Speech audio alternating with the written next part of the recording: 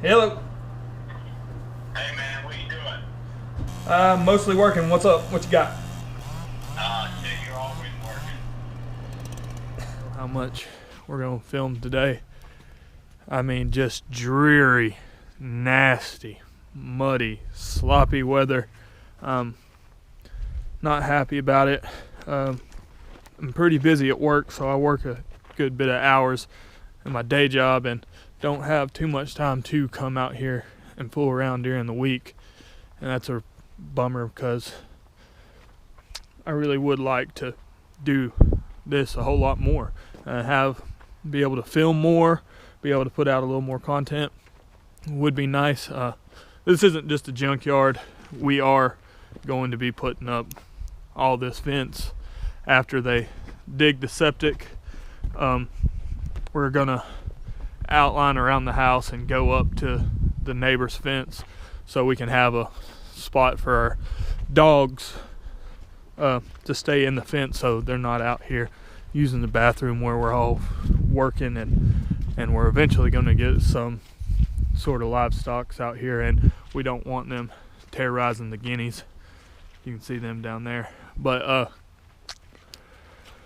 yeah, so just don't think we're completely rednecks out here just piling trash everywhere.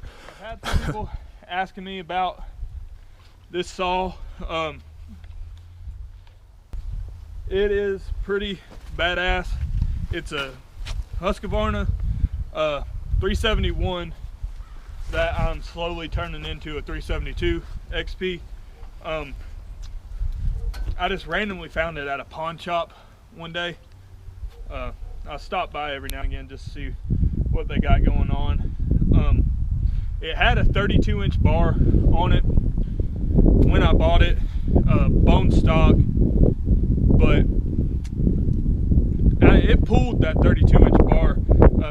I guess whoever pawned it didn't know how to clean out a carburetor, so that was a come up for me. Just they let it get so gunked up it was rusty, so I just went ahead and bought a carburetor for a 372. The 371 and 372 are almost all interchangeable parts. It's nothing wild, and I have the help of Stephen Weatherford. I should give him a big shout out. He's at Top Notch Cuts tree service out here in West Georgia. This is where I get all my trees. He does so much to help me out. It's incredible. Every time you see a tractor out here, that's him. Gave me these chaps because he said he would feel bad if I cut my my leg off. So he does a whole lot to help out this whole operation, and just me in general. He's a great friend, and I haven't really mentioned him in any other videos. Basically, if it wasn't for him doing what he's doing, I wouldn't be out here doing what I'm doing. So big shout out to that guy, and he's helped out with this saw a lot. So bought the saw stock, ended up putting a 24-inch bar on it, buying these bigger dogs and the wraparound handle on Amazon. My father-in-law got it for me for Christmas. It wasn't anything wild. At work, we welded up this little exhaust port right here. You can see that helps out a little bit. Me and Steve-O ended up tearing into the head and porting it out a pretty good bit. That was a fun little experiment. And everything for the porting, if anyone has one of these saws, a man named Iron Horse, he explains it on YouTube really well.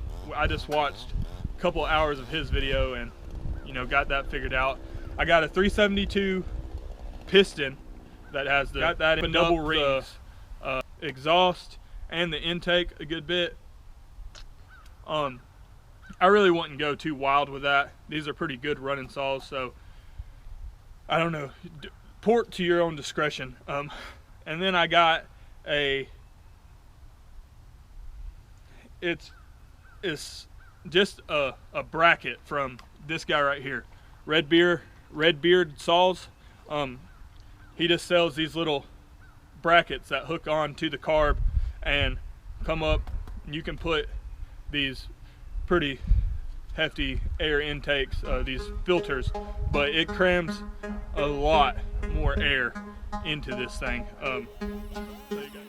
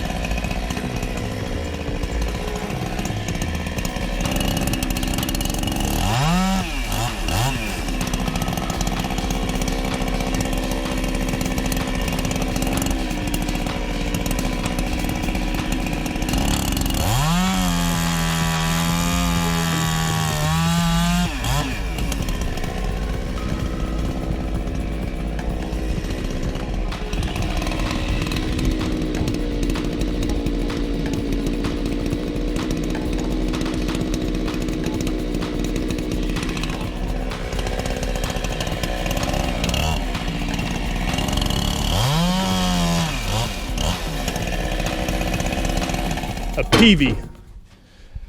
A peavey is extraordinarily helpful, especially if you have one that has one of these little log arches on it. That bigger logs you can hook down on, roll over. It makes it so much easier to get it off the ground.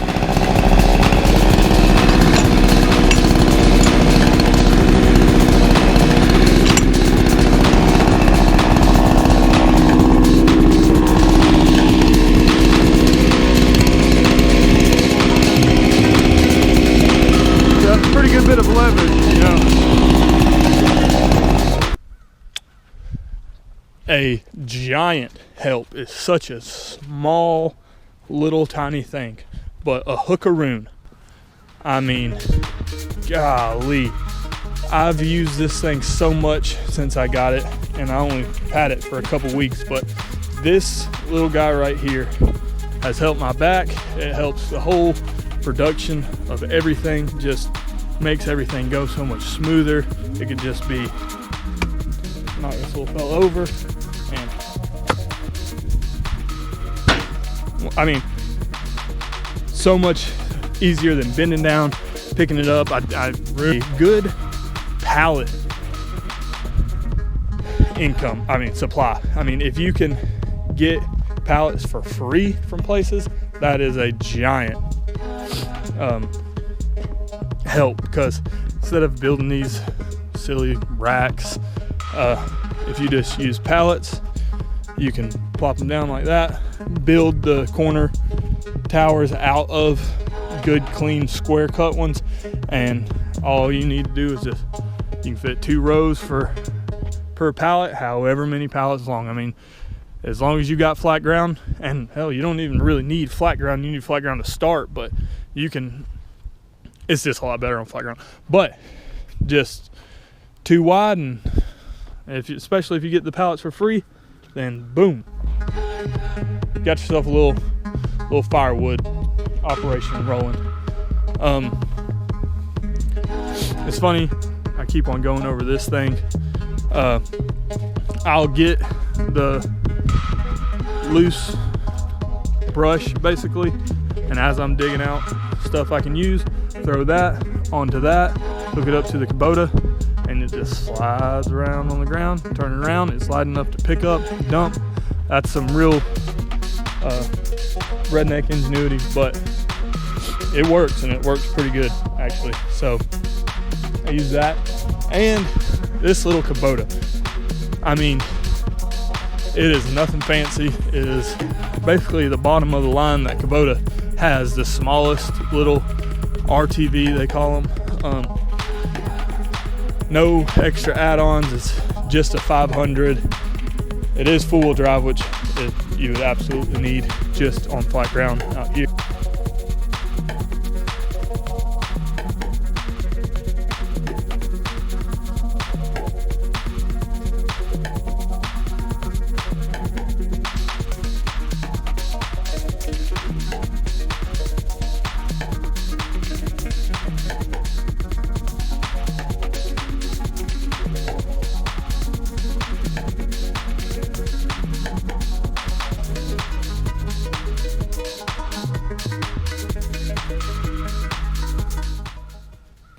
It's been real. It's been fun. It's been real fun. Y'all take it easy.